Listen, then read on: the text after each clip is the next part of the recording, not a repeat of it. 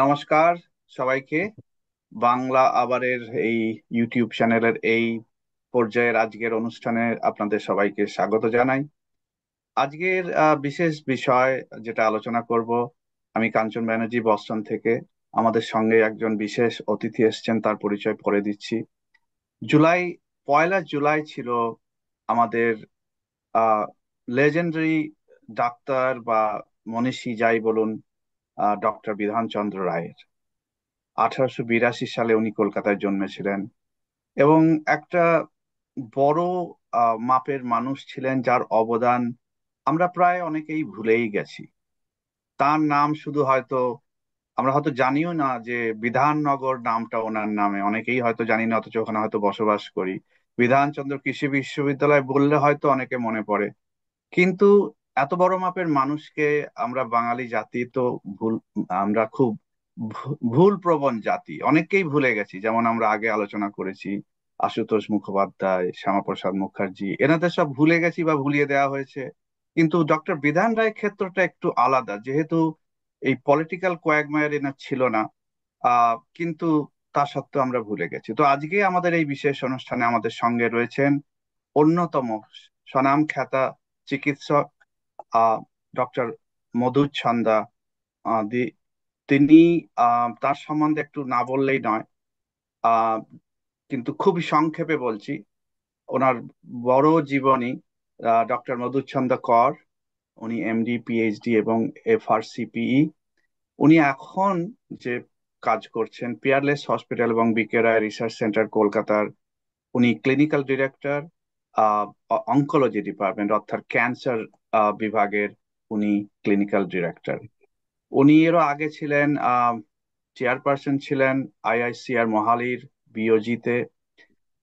উনি গয়া সেন্ট্রাল ইউনিভার্সিটির এক্সিকিউটিভ কাউন্সিলের মেম্বার ছিলেন, ইউজিসি এক্সপার্ট কমিটির উনি মেম্বার ছিলেন, এবং আরো বেশি বড় যেটা ওনার অবদান, ন্যাশনাল প্রেসিডেন্ট ছিলেন Indian association of clinical medicine, এবং পাস্ট প্রেসিডেন্ট ছিলেন Indian medical association academy of medical speciality. তো এরকম ওনার কৃতিত্ব অনেক, 100-র উপর উনি ওনার গবেষণাপত্র মানে বিভিন্ন জায়গায় পাবলিশ করেছেন। তো আমরা খুবই কৃতজ্ঞ ওনার ব্যস্ত সময় থেকে আজকে আমাদের সঙ্গে যোগদান করা।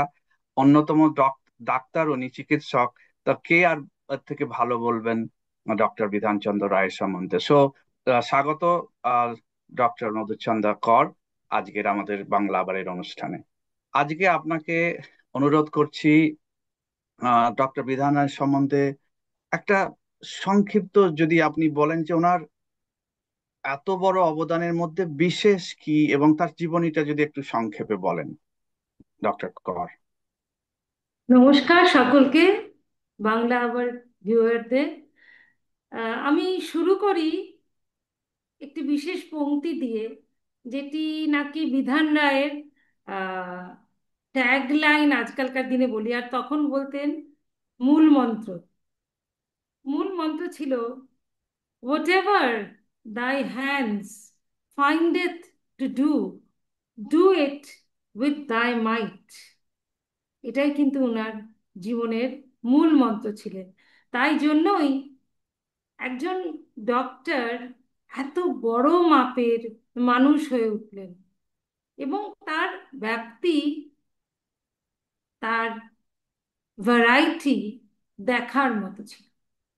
তো আমি শুরু করি, আমি যেখানে থাকি বিধাননগর, কাজেই বিধান রায়কে তো আমি সকাল বিকেল সারা দিন ধরেই মনে রাখি। আমি তো ভুলতে পারি না।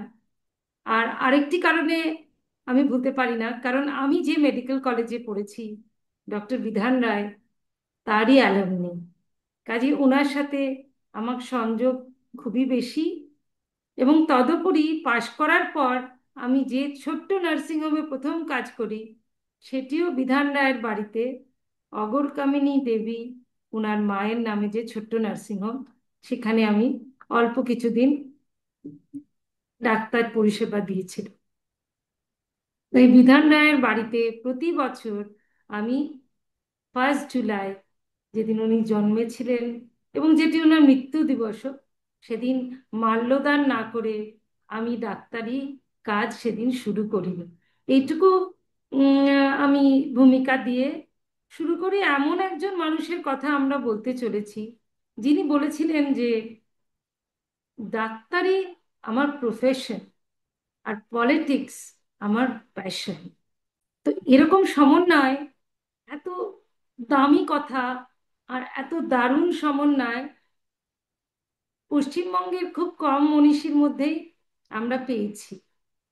কাজে দুটি দিকই কিন্তু তার খুবই, কি বলবো, খুবই ব্যাপ্তি আছে এবং খুবই গ্ল্যামারাস দুটো দিক। তো শুরু করি একটু ডাক্তারি দিয়ে, কারণ আমি ডক্টর।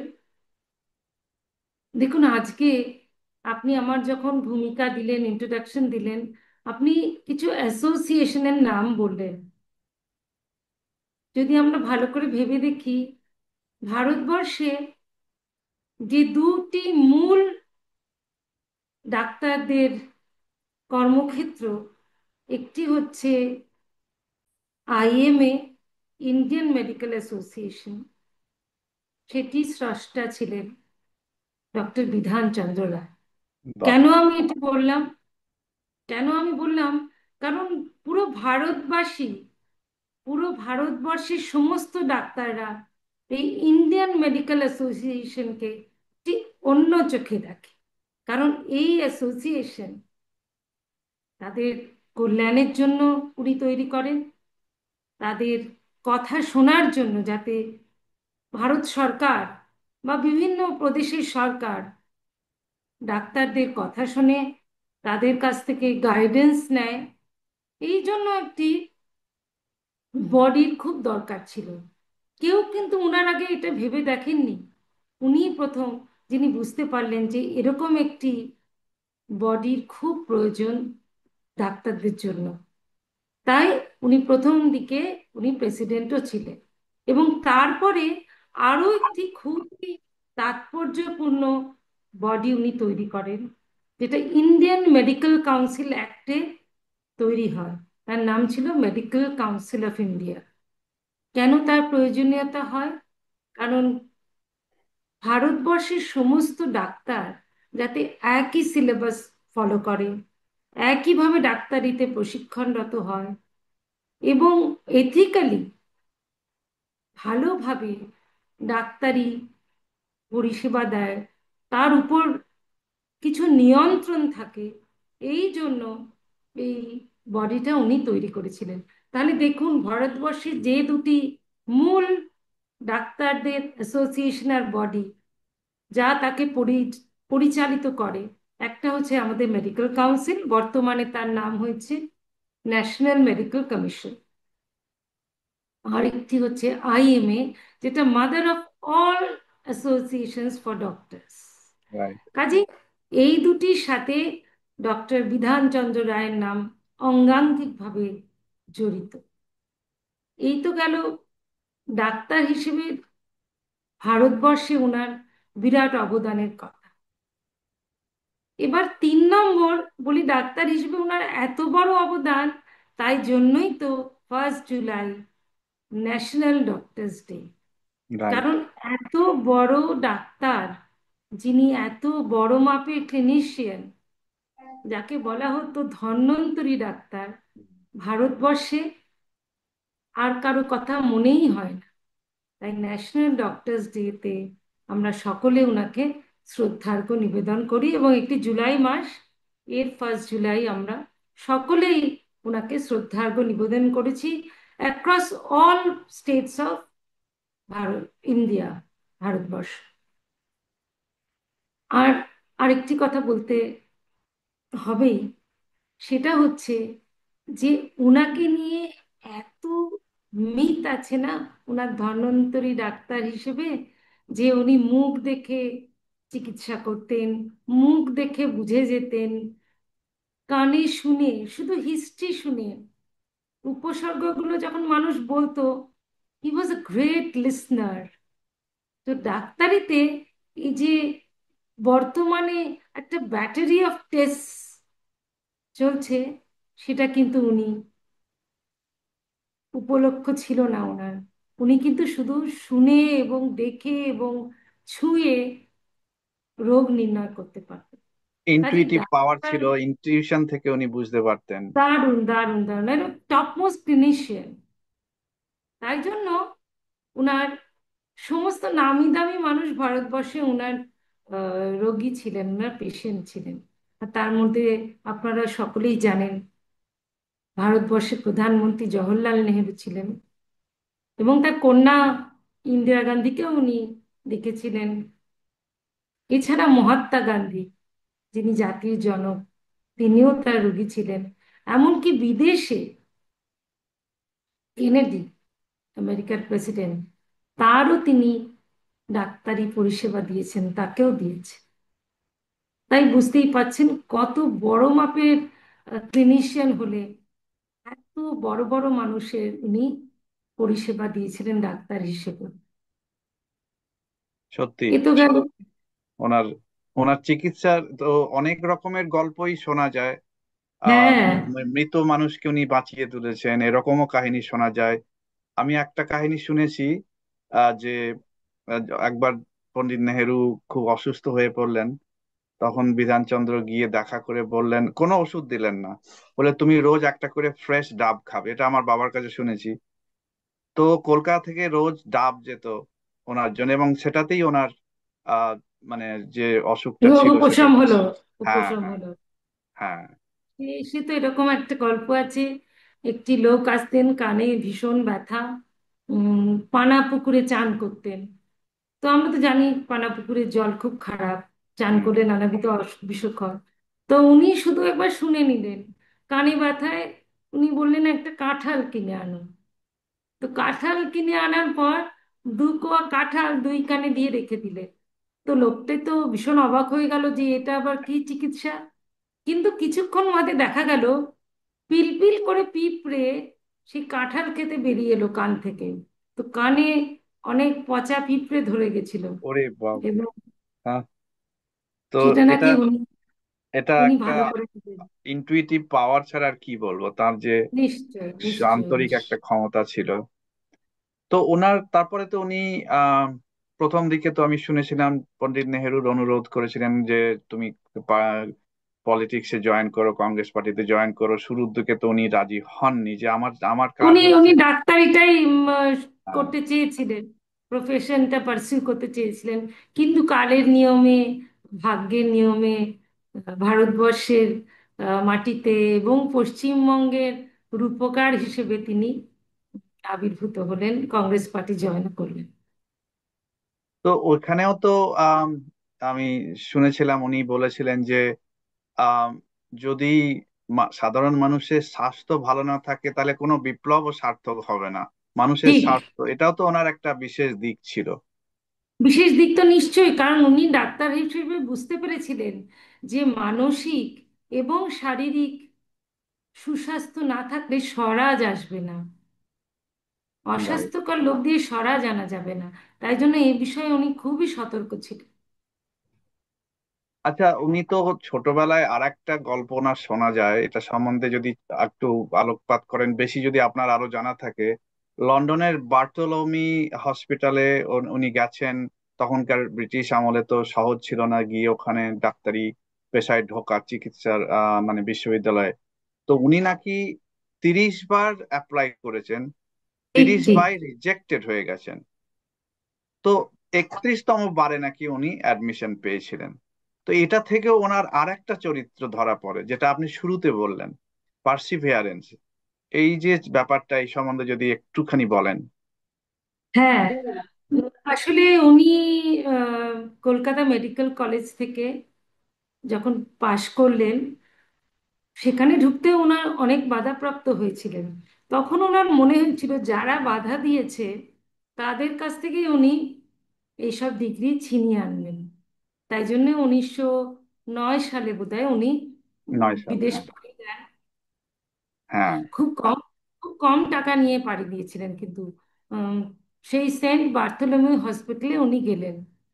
এটা ওনার চরিত্রের একটা বিশেষ দিক, যাকে আমরা বলি resilience, never to give up. উনি কিন্তু হুম। হাল ছাড়েনি বন্ধু, যেরকম আমরা বলি না, হাল ছেড়ো না বন্ধু, সেরকম হ্যাঁ, ভাবে বারবার অ্যাজ আ এশিয়ান স্টুডেন্ট ওদের বাধা ছিল, এশিয়ান স্টুডেন্টদের দিতে চাইতো না। হুম। কিন্তু উনি বারবার অ্যাডমিশনের জন্য অ্যাপ্লাই করে অবশেষে ডিন ওনার কাছে হার মানে এবং ওকে অ্যাডমিশন দেয়। এবং দেখুন, ডিন কিন্তু বুঝতে পারে পরে যে একটা অভাবনীয় চরিত্র ওখানে গিয়েছে, যার পড়াশোনার মেধা সাংঘাতিক। কারণ মাত্র 2 বছর 3 মাসে উনি রয়্যাল কলেজ অফ ফিজিশিয়ান এবং রয়্যাল কলেজ অফ সার্জন দুজনেরই ডিগ্রি প্রাপ্ত হলেন। কাজেই এটা তো একটা রেয়ার ফিট না, একটা খুব মেধাযুক্ত মানুষ না হলে তো এটা হতেই পারে না। এক্স্যাক্টলি। আর আরেকটা জিনিস যেটা আপনি হয়তো আরো ভালো বলতে পারবেন, আমি শুনেছি যে বর্তমান ভারতবর্ষের যে ডিজাস্টার ম্যানেজমেন্টের যে প্ল্যানিং চলে, তার একটা ফাউন্ডেশন নাকি এই বিধানচন্দ্র রায়ের দ্বারাই সম্ভব হয়েছিল, যখন এখানে আহ আমাদের এখানে ইয়ে চলছিল, ফেমিন চলছিল বাংলায়। লক্ষ লক্ষ লোক মানুষ মারা যাচ্ছে, তারা বিনা চিকিৎসায় মারা যাচ্ছে, না খেয়ে পেয়ে মারা যাচ্ছে। ওই সময় উনি নাকি মাঠে পথে নেমে একটা সিস্টেম তৈরি করেছিলেন, যে খাবার এবং ওষুধের ব্যবস্থা। আজকে নাকি এইটা সম্বন্ধে যদি একটু বলেন। ডক্টর বিধানচন্দ্র রায় যে অবস্থায় পশ্চিমবঙ্গের মুখ্যমন্ত্রী হয়েছিলেন, সেটি একটি অভাবনীয় পরিবেশ ছিল। কেন অভাবনীয়? কারণ তখন সদ্য দেশ ভাগ হয়েছে। দেশ ভাগের পরে পিলপিল করে উদ্বাস্তু পশ্চিমবঙ্গে ঢুকছে। কিন্তু পশ্চিমবঙ্গ যখন ভাগ হলো, তখন অনেক চাষের জমি তো ইস্ট বেঙ্গলে রয়ে গেল। হুম। খাদ্য তৈরি হবে কোথায়?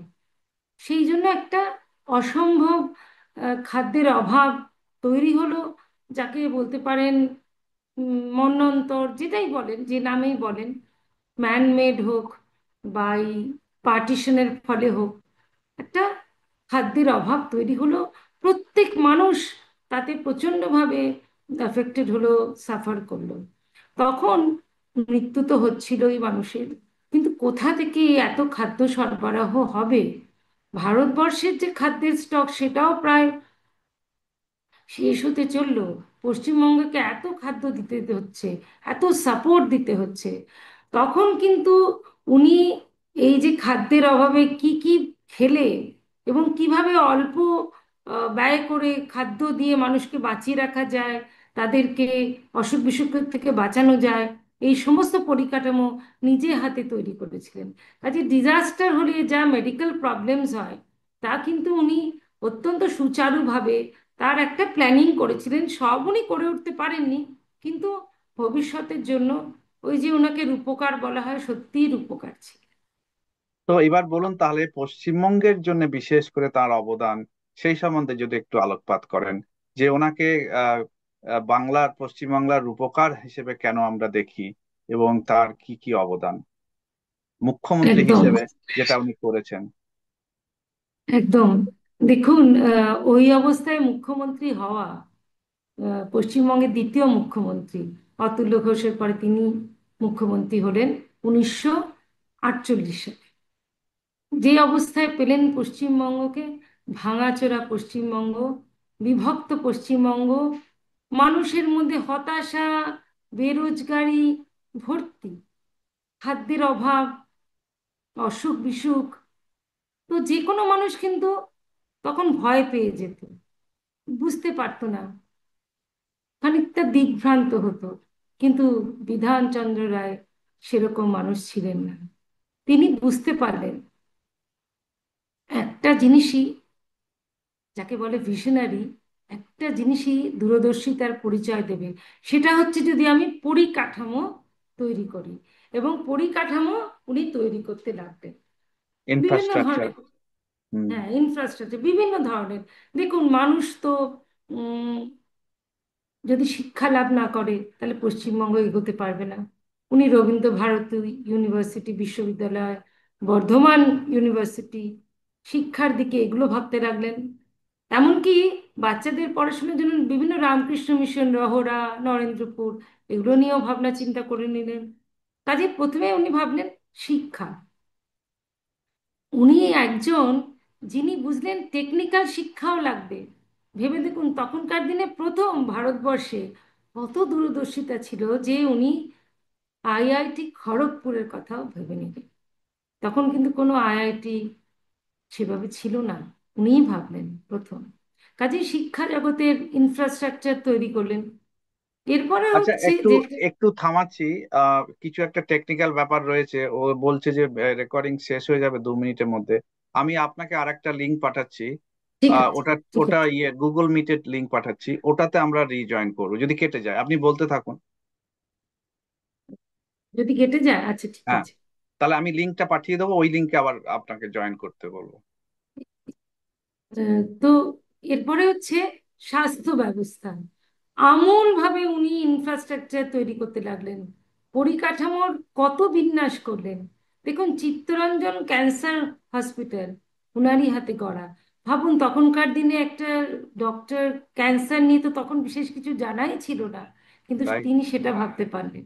চিত্তরঞ্জন সেবা সদন, মা শিশুর যে একটা পরিষেবা লাগে, তাদের যে একটু অন্যরকম ভাবে পরিষেবা করতে হয়, বিশেষত প্রসূতি মাদের, সেটা নিয়েও উনি ভাবলেন। হুম। এছাড়া ভারতবর্ষে কারো মাথায় আসেনি যে একটা ভিন্নভাবে একটা ইনফেকশাস ডিজিজের হসপিটাল লাগে, আইডি হসপিটাল যেটা, সেটার রাইট। কথা উনি ভেবে নিলেন। আর তখনকার দিনে ভাবাই যেত না, মেন্টাল হেলথ দিয়ে তো তখন কেউ কাজকর্ম করতে না, মানে মেন্টাল হেলথকে তখন পাগলামি বলা হতো, খুব সরলীকরণ করা হতো। তার জন্য যে আমার হাসপাতালে যেতে হবে সেটা কেউ ভাবতেও পারতো না। ওই পাগলা গারদ ছিল, কিন্তু পাঠিয়ে দাও রাঁচিতে। ঠিক, কিন্তু উনি কিন্তু Indian institute of mental health এটা ভাবলেন। আহ, কাজেই কাজেই স্বাস্থ্যের দিকে ওনার চিন্তা ভাবনা কত এগিয়ে ছিল, সেটা এখন প্রগ্রেসিভ। আমরা হুম। ভীষণ প্রোগ্রেসিভ মানুষ ছিলেন, সেটা এখন আমরা পিছন ফিরে যখন দেখি তখন বুঝতে পারি। এই গেল তারপর স্বাস্থ্য। হ্যাঁ, তারপর কৃষি, আপনি যেটা বললেন হ্যাঁ, খাদ্যাভ্যাসের একদম জন্য। ঠিক ঠিক ঠিক। উনি কিন্তু ভাবলেন যে আমরা যদি ইরিগেশন ভালো না করি, তাহলে যেটুকু জমি আছে সেটা ভালোভাবে ফসল হবে না তো। তাহলে রাইট। অল্প জমিতে যদি ফসল ফলাতে হয়, কারণ পশ্চিমবঙ্গ তো তখন ইস্ট বেঙ্গল থেকে আলাদা হয়ে গেছে, তাহলে তার যে চাষের জমি আছে তাতে তো বেশি করে চাষ করতে হবে। তাই জন্য তখন উনি Mayurakshi project, DVC, Damodar valley corporation, যে ঠিক মতো ইরিগেশন আসতে হবে।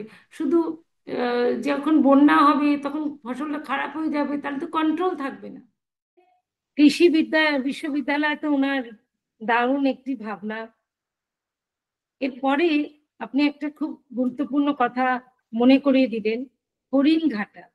দেখুন, যদি গুজরাটে আপনি জানেন যেরকম ছোটভাবে আমূল শুরু হয়েছিল, পরে তার বিশাল ব্যাপ্তি হয়েছিল, এখানেও তেমনি হরিণঘাটার দুগ্ধ প্রকল্প শিশুদেরকে নিউট্রিশন দেওয়ার, পোষণ দেওয়ার উম মর্মে শুরু হয়েছিল, এবং তারপরে তার ব্যাপ্তি তো সবাই দেখেছেন, একটা দারুণ সাকসেসফুল একটি প্রজেক্ট।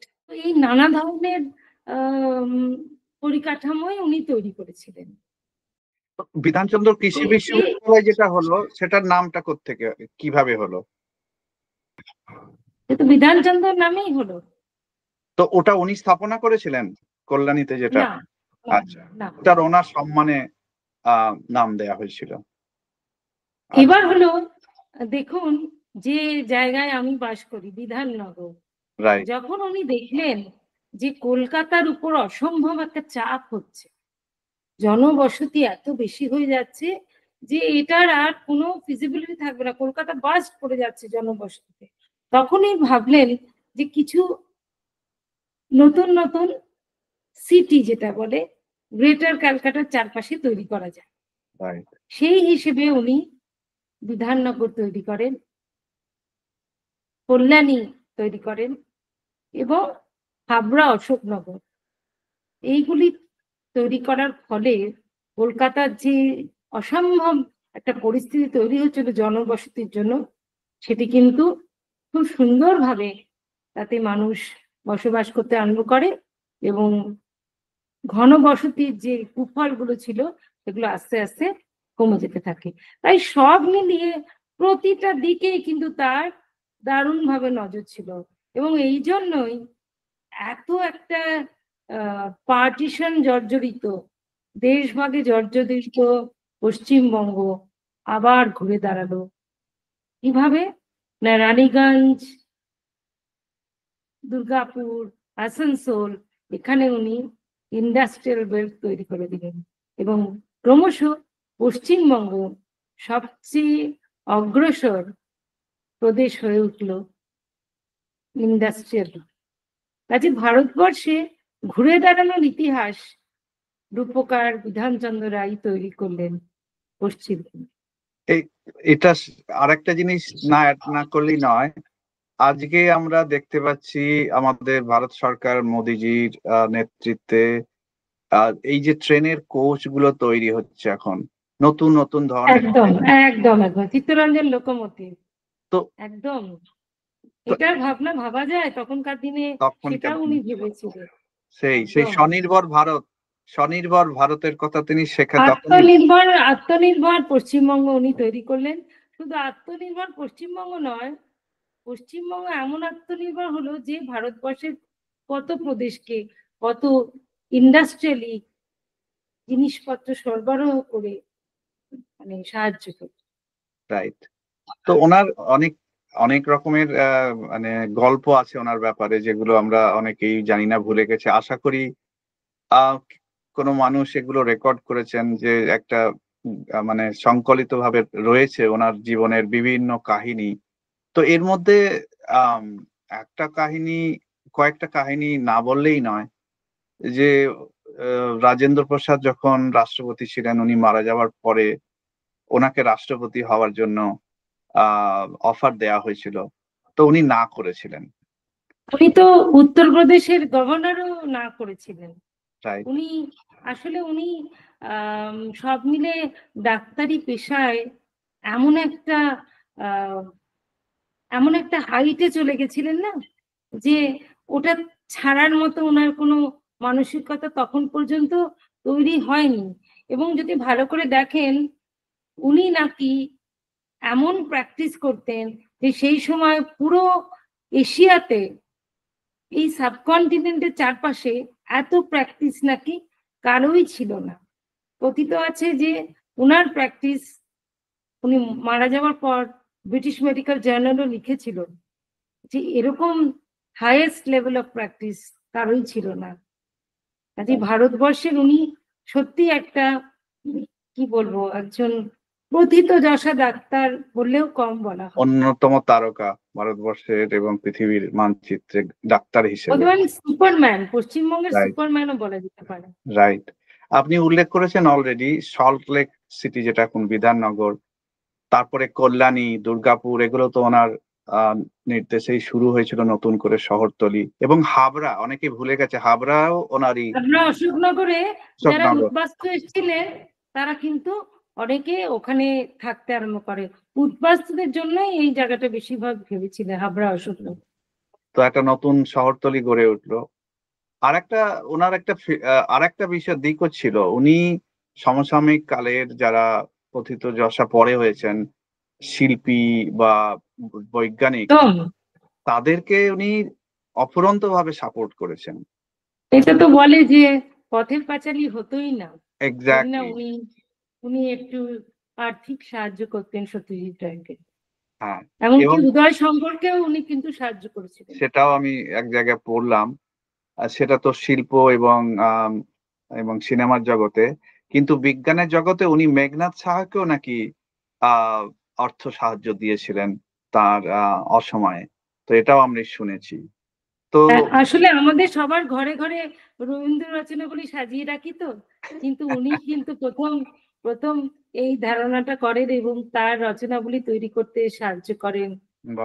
কাজেই ওনার ভাবনা চিন্তা কিন্তু এত অগ্রসর, এই মুহূর্তে দাঁড়িয়ে আমরা যখন ঘুরে দাঁড়াই, ঘুরে ভাবি, তখন কিন্তু অবাক হয়ে যায়। তো যাই হোক, অনেক জানা অজানা নানা বিষয়ে লেজেন্ডারি ডক্টর বিধানচন্দ্র রায় সম্বন্ধে কথা হলো। এবং আপনি নিজেই একজন স্বনামধন্য ডাক্তার, নিজেই চিকিৎসক ক্যান্সারের। তো এটা উনি যে আপনি শুরুতেই বলেছেন ওনার জন্মদিন এবং মৃত্যু দিবস একই দিনে, এবং উনি নাকি জীবনের শেষ দিন অবধি 1962 একদম সালের 1 জুলাই সেদিনও নাকি উনি রোগী দেখেছেন এবং চিকিৎসা করে, এবং একদম সকালবেলা রুগী দেখেছেন। এবং উনি কয়েকদিন ধরেই বলছিলেন উনি বুঝতে পারতেন ওনার হার্টটা একটু খারাপই যাচ্ছে, হৃদরোগের একটা প্রাদুর্ভাব দেখতে পাচ্ছেন। উনি নিজে তো ধন্বন্তরী ডাক্তার ছিলেন, বুঝতে পারেননি তা তো না, সেই বুঝতে পেরেছেন। এবং কাজের স্পৃহা, কাজের ইচ্ছে ওনাকে কিন্তু প্রচন্ড ভাবে এগিয়ে রাখতো। তাই নিজের জন্য হয়তো সেরকম ভাবে সময় দিতে পারেননি, অনেক চাপও নিয়েছেন। তবে একটি কথা কিন্তু প্রচুর লেখালেখি হয়েছে, উনি নিজের মানে যারা সিভিল সার্ভেন্ট তাদের সাথে কিরকম ব্যবহার করতেন, এটি কিন্তু অনুকরণীয়, অননুকরণীয়। রাইট। যেমন কথায় আছে যে একজন মিস্টার হাজরা, উনি লিগ্যাল এক্সপার্ট ছিলেন। সিভিল সার্ভেন্টদের এক একজন তো এক একজন এক্সপার্ট থাকেন, উনি আইনজ্ঞ ছিলেন। এবং বিধানচন্দ্র রায়ের কোনো একটি প্রস্তাব ওনার একদম ভালো লাগেনি, উনি সবার সামনে দাঁড়িয়ে তার প্রতিবাদও করেছেন। তো বিধান রায় তো খুব রেগে গেলেন, রেগে গিয়ে হয়তো দু কথা বললেন।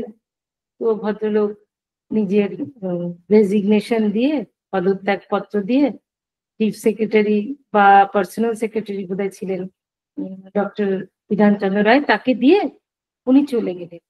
কোনো চিফ মিনিস্টার কি ওইভাবে তার বাড়ি গিয়ে তাকে পদত্যাগ পত্র ফিরিয়ে নিতে বলেন এবং বলেন ঠিক আছে তুমি যা মনে করেছো ঠিক সেটাই থাক, আমার কথা আমি সরিয়ে নিলাম? তো এই যে ধরনের মানসিকতা, যে পশ্চিমবঙ্গকে এগিয়ে নিয়ে যেতে যদি কারো ভালো পরামর্শ থাকে সেটা গ্রহণ করা, নিজের ভুল বা নিজের মত সরিয়ে রাখা, এই মহানুভবতা কিন্তু সাধারণ রাজনীতিবিদের মধ্যে আজকাল খুব একটা দেখা যায় না। রাজনীতিতে আরেকটা বিষয় আমরা ভুলে গেছি, সংক্ষেপে একটু বলে নেওয়া যাক। উনি যদিও জওহরলাল নেহরুর খুব ঘনিষ্ঠ ছিলেন এবং গান্ধীজির অনুরোধেই কংগ্রেসে জয়েন করেছিলেন, কিন্তু ওনার সঙ্গে জওহরলাল নেহরুর দুটো ব্যাপারে খুবই ঘোরতর অমত ছিল। একটা ছিল যে ইউনাইটেড বেঙ্গলের কথা যেটা হচ্ছিল, ওটা ওটা যাতে না হয় তার জন্য উনি শ্যামাপ্রসাদ মুখার্জিকে এবং অন্যান্যদের অনেক সাহায্য করেছিলেন সেই সময় কংগ্রেসের একজন নেতা হওয়া সত্ত্বেও। আর একটা ব্যাপার যেটা উনি খুব স্ট্রংলি আর্গু করেছেন, যেটা শ্যামাপ্রসাদ মুখার্জি এবং অন্যরা করেছিলেন, যে পপুলেশন এক্সচেঞ্জ পাঞ্জাবে যেমন পপুলেশন এক্সচেঞ্জ হয়েছিল, তিনি পূর্ব ভারতেও তাই চেয়েছিলেন যে এখানেও পপুলেশন এক্সচেঞ্জ হয়, এবং তার হয়নি সেটা। উনি উনি বিরোধিতা, পপুলেশন এক্সচেঞ্জ তো নেহরু শেষ অবধি করতে দিলেন না, বা মাউন্ট ব্যাটেন যেই হোক, কিন্তু তার তার যে কুফলটা উনিই ভোগ করলেন, ওনাকেই ঠিক সামলাতে হলো। ঠিক ঠিক। দেখুন, উনি রাজনীতিবিদ কংগ্রেসের ছিলেন ঠিক, কিন্তু শ্যামা প্রসাদের সাথে কিন্তু ওনার একটা অত্যন্ত শ্রদ্ধা, এবং আশুতোষ বাবুর সাথে ওনার একটা খুবই দারুণ ঘনিষ্ঠতা সম্পর্ক ছিল। ছিল। রাইট। হ্যাঁ, এবং শ্যামা প্রসাদ যখন মারা গেলেন উনি বারবার কিন্তু জিজ্ঞেস করেছিলেন কি ইনজেকশন দেওয়া হয়েছিল, এবং উনি অত্যন্ত আহ, মানে রেগে গেলেন যে কেন এই ইনজেকশন দেওয়া হয়েছে, চিঠিও লিখলেন। কাজে শ্যামাপ্রসাদের প্রতি ওনার একটা অন্য শ্রদ্ধা ছিল। শ্যামাপ্রসাদ ছিলেন বলে তখন কিন্তু শ্যামাপ্রসাদ নেহেরুর মন্ত্রিসভায় কমার্স মিনিস্টার ছিলেন, রাইট। এবং এতগুলো প্রকল্প পশ্চিমবঙ্গের জন্য কিন্তু পারমিশন শ্যামাপ্রসাদ দিয়েছিলেন। কাজেই দুইজন মানুষ, শ্যামাপ্রসাদ এবং বিধানচন্দ্র রায়, দুজনেই কিন্তু পশ্চিমবঙ্গের অগ্রগতির জন্য রাজনৈতিক মতবাদ সরিয়ে পশ্চিমবঙ্গ যাতে এগিয়ে যায় তার জন্য আপ্রাণ চেষ্টা করেছিল। কাজেই রাজনীতির ঊর্ধ্বে যুক্তরাষ্ট্রীয় পরিকাঠামোয় কিভাবে চালাতে হয় একটা প্রদেশ, উনি কিন্তু সেটা দেখিয়ে দিয়েছিলেন। এবার আবার জ্যোতিবাবুর সঙ্গে ওনার ভালো সম্পর্ক ছিল। আচ্ছা। জ্যোতিবাবু তো তখন কমিউনিস্টরা তো নানা আন্দোলন করছে, খাদ্য আন্দোলন, শিক্ষা আন্দোলন, তারপর ট্রামের ভাড়া বৃদ্ধিতে তো দারুণ একটা উম, মানে আন্দোলন চলছিল, কিন্তু উনি কিন্তু তার মধ্যেও জ্যোতিবাবু ওনাকে রেসপেক্ট করতেন, উনিও জ্যোতিবাবুকে শ্রদ্ধা করতেন। তাদের রাজনৈতিক সততা একে অন্যকে শ্রদ্ধা করতো, সততা ছিল তো রাজনৈতিক। একটা মজার গল্প আছে। একবার জ্যোতিবাবু যাচ্ছিলেন রাস্তা দিয়ে, তো তখন শ্যামাপ্রসাদ গাড়ি করে আরে বিধানচন্দ্র রায় গাড়ি করে যাচ্ছিলেন। তো জ্যোতিবাবু হেঁটে যাচ্ছেন দেখে ওনাকে ডাকলেন, কি কি করে হেঁটে যাচ্ছ, কেন, কোথায় যাচ্ছ? বলে, আমি ওই ট্রাম ভাড়া 1 পয়সা বেড়েছে তার আন্দোলন করতে যাচ্ছি। তখন উনি বললেন, উঠে এসো গাড়িতে, লুচি খেয়ে যাও, আমার সাথে লুচি আছে, খালি পেটে তো আন্দোলন হবে না, লুচি টুচি খেয়ে তারপরে তুমি আমাকে গিয়ে গালি পারো ময়দানে। খুব অম্ল মধুর সম্পর্ক ছিল ওনাদের। তারপর একবার জ্যোতিবাবুর হাত ফুলে গেছিল, হাত ফুলে যাওয়ায় উনি দেখেন যে উনি ব্যান্ডেজ বেঁধে যাচ্ছেন। উনি ডেকে বললেন, তোমার হাত কেন ফুলেছে? তখন উনি বললেন, ডাক্তার একটা কিছু বলেছে, ফাইলেরিয়া বা কোনো রোগ পড়েছে। উনি বলেন, না, উনি দেখে বলেছিলেন তোমার অন্য রোগ হয়েছে। রক্ত পরীক্ষা করে কিন্তু বোঝা গেল যে বিধানচন্দ্র রায় ঠিক, ফাইলেরিয়া রোগ হয়নি। তো এই যে ধরনের রাজনৈতিক সৌজন্য, সৌহার্দ্য, এটা তো এখন খুব কম দেখা যায়। খুবই কম। আর একটা বিষয় না উল্লেখ করলেই নয় যে এই যে 370 ধারা, যেটা এখানে মোদি গভর্নমেন্ট ফাইনালি এটাকে রদ করলেন, তার এই যে কাশ্মীর ভারতের অঙ্গ হিসেবে থাকা এবং 370-এর ঘোরতর বিরোধিতা বিধান রায়ও করেছিলেন শ্যামাপ্রসাদের সঙ্গে সঙ্গে। সেটা ভারতবর্ষের ঐক্যের জন্য যে তার অবদান, সেটা আমরা অনেকে ভুলে গেছি। আরে ওনার সাথে শ্যামাপ্রসাদ অন্য রাজনৈতিক মতবাদ হলেও কিন্তু কয়েকটি ব্যাপারে ভারতবর্ষ এবং পশ্চিমবঙ্গ এই দুটিরই ভালোর জন্য দুজনে একইভাবে ভেবেছে। এটা সত্যি একটা ভাববার বিষয়। তো আজকে অনেকক্ষণ কথা হলো, তো এবার আমরা শেষ করব। তার আগে একটা কমেন্ট না করেই পারছি না। সেই বিধান রায় মুখ্যমন্ত্রী ছিলেন এই পশ্চিমবঙ্গের উন্নতি আমার মনে হয় বিধানচন্দ্রের চলে যাবার সঙ্গে সঙ্গেই হয়তো আমাদের অধঃপতন শুরু হয়েছে। কিন্তু আজকে যে অবস্থা পশ্চিমবঙ্গের শিল্পক্ষেত্রে, শিক্ষাক্ষেত্রে, স্বাস্থ্য ক্ষেত্রে, সব ক্ষেত্রে হয়তো পশ্চিমবঙ্গ আজ সবার পিছনে। এটা বড় দুর্ভাগ্যের যে বিধানচন্দ্র রায়ের রাজ্যে আজকে আমাদের এই অবস্থা। তো এই সম্বন্ধে আপনি কি বলবেন? দেখুন, ওই যে প্রথমেই আমি বললাম, হাউ টু টার্ন অ্যারাউন্ড একটি রাজ্য দেশভাগে বিভক্ত, উদ্বাস্তু, পীড়িত, খাদ্যের অভাবে পীড়িত, রুটি রোজগার নেই, রুজি রোজগার নেই, এই পীড়িত প্রদেশকে কিভাবে উনি একটি এমন রাজ্যে নিয়ে গেলেন যেটা ভারতবর্ষে এত ইন্ডাস্ট্রিয়ালি এগিয়ে কোনো রাজ্য ছিল না, শিক্ষার ক্ষেত্রে এগিয়ে কোনো রাজ্য ছিল না, বড় বড় ইউনিভার্সিটি, বড় বড় শিক্ষাক্ষেত্র তো এখানেই ছিল। কিন্তু উনি যেটা করতে পারলেন, অত কষ্ট, অত দুর্দশার মধ্যে দিয়ে 3-4 বছরেই কিন্তু এমনকি ল অ্যান্ড অর্ডারও ভালো হয়ে গেল, যে আপনার কমিউনাল ভায়োলেন্স চলছিল সেটাও তো ঠিক হয়ে গেল। রাইট। কিন্তু এখন কি দেখছি?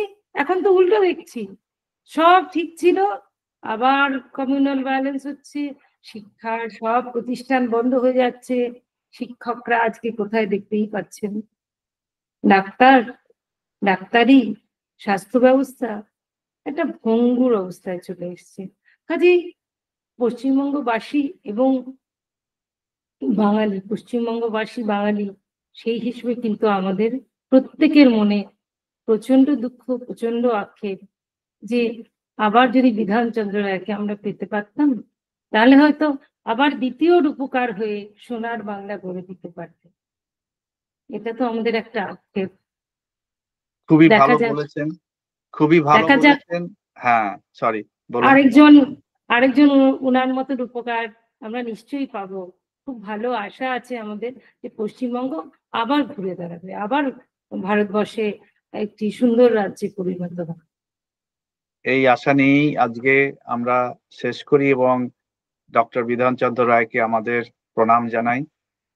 এবং আপনাকে ডক্টর কর, আপনাকেও অনেক অনেক ধন্যবাদ। আপনার খুবই ব্যস্ত সময়ের মধ্যে থেকে সময় বের করে আমাদের সঙ্গে এসছেন। যারা শুনছেন বা শুনবেন পরে, সবাইকে আমরা ধন্যবাদ জানাই আজকের এই অনুষ্ঠানে যোগদান করার জন্য। বিধান রায় সম্বন্ধে বলতে পেরে আমি গর্বিত এবং সম্মানিত বোধ করছি। নমস্কার। অনেক অনেক ধন্যবাদ।